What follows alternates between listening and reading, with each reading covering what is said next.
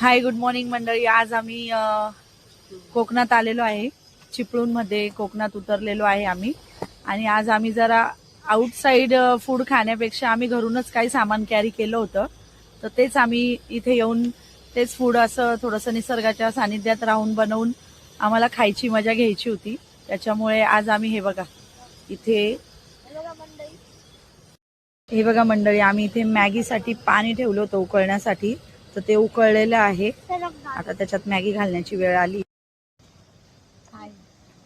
या मंडळी मॅगी खायला मस्तपैकी कोकणामध्ये निसर्गाच्या सानिध्यात.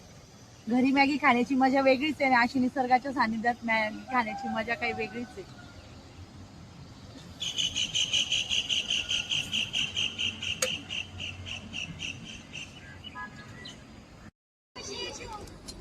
मंडळी कधी कधी खूप बरं वाटतं. असं नेहमीच आपलं रेग्युलर काम, घर, ह्याच जबाबदाऱ्या सांभाळता कधी कधी आपण स्वतःला विसरून जातो.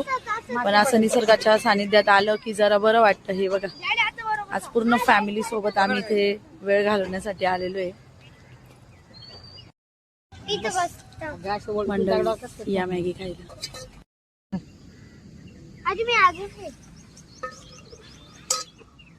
हे बघा आई कशा सर्व करताय सगळ्यांना मॅगी. हे बघा मंडळी, आम्ही चहाचं मटेरियल पण घेऊन आलो होतो. दूध तर नाहीये, त्याच्यामुळे आम्ही इथे ब्लॅक टी तयार करून पिणार आहे.